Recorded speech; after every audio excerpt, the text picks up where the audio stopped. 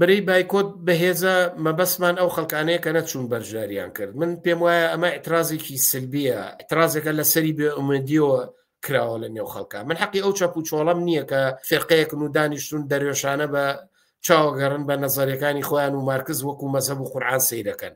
من نامێ جوابیەوە، بەڵام ئەو خەڵکە عامەی کە نەچووە شێوەیەکی ناڕەزایەتی خەڵک هەمیشە پێشڕەوانە نییە، هەمیشە شۆڕژێڕانە نییە.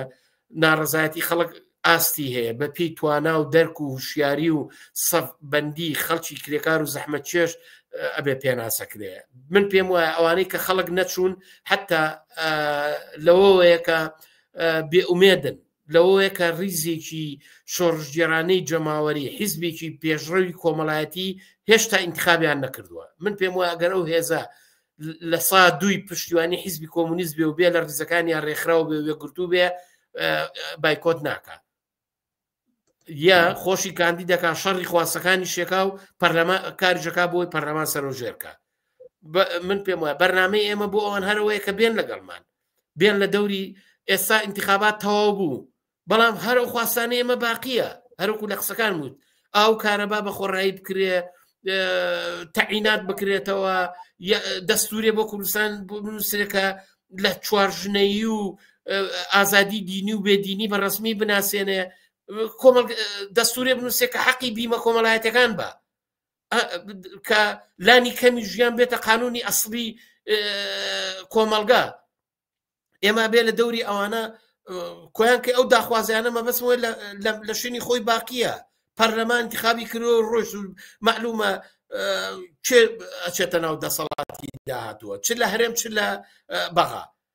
بەڵام قەرار نییە ئەوان داخوازی ئێمە بکەن. 30 ساڵ ئایا کافی نییە کە لەوە تێبگەین کە ئەمە حزابانە هیچ چاوەڕێنیان لێ ناکرێت، کەوای ئەو خەڵکەی کە بایکۆتی کردووە ئیترە بێ بگەڕێ بەلای هێزێکە کە تعبیر لە داخوازەکانیەکە، نابێت چاولەوە لە منطقی هێزەوە حیزبێک زۆر بەهێز و جەماوەری بێ ئەنجا دەنگی پێبە. نا، حەقانیەت حەق ئەتوانێت یەک کەس نوێنەرایەتیکە، ڕاستگۆیی و پەیگیری لەسەر داخوازی خەڵک یەک کەس ئەتوانە بیکە.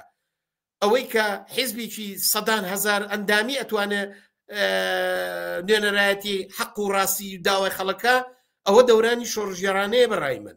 ئەوەی تر نەباسی انتخابات هەیە، نەباسیەوەی دەنگ بە میانەی بدەم بە بایکۆت کەم بایکۆت نەکەم. نا، من پێم وایە ئەم بەرنامەی ئێمە بۆ ئەو دەنگە ناڕازی کە بەشێکی زۆریان نەچوون ڕاستە، ئەبێ بێئومێد نەبن لە کۆمەلگای کوردستانە ریزی ئازادەخوازی چرایەکە ئەسووتێ هەیە مەوجودە، بۆەوە جواب نادرێتەوە کە پشتی تێ بکەیت، بۆەوە نابێت کە لە ماڵەوە لە پەنجەرەکانەوە سێکی تا ئەبێتە حیزبێکی گەورە ئەنجام بچیتە پاڵی. نە، وەرن حیزبی کۆمونیست بەدەستەوە بگرن، ببنە ئەندامی، ببنە کادری، ببنە مەسئولی شار و شارۆچکە و کارگە و زانکۆکان لە دەوری ئەو بەرنامەیە کە ژیانێکی باشتر و ئاسوودە کە ئیرادەی کۆمەڵایەتی بۆ بەڕێوەبردننی اقتصاد و سیاست لە دەستی خۆتان داانێ، وەرن ئەوە بەدەستەوە بگرن.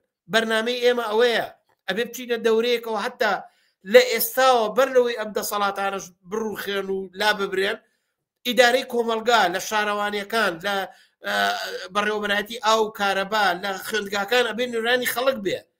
ئەگەر حیزبێک ئەم جەماوەرە لە 146 بێتە پشتسەر، بە بڕوای من ئەتوانێت دەور و دوکانی هەڵبژاردن و دیموکراسیت تۆر هەڵدا دەورانی حکوومەتی شوراکان و جەماوەر بێنێتەکایەوە. بەرنامەی ئێمە ئەمەیە، ئێمە لەسەرەوە کارەکەین و هەوڵە دەین ئەو ئومێدە بۆ خەڵک بگەڕێنینەوە. ئەم چرایە ئەگەر گەشاوەتر بێ و تیشک و پریشکی هوشیارانە و سیاستەکانی لەلایەن خەڵکەوە هەڵبژێرێ، بە بڕوای من ماوەیەکی کەم ئەم دەسەڵاتاتوانێ ڕابگوزەرێ و تەمەنی بەرێتە پێشەوە.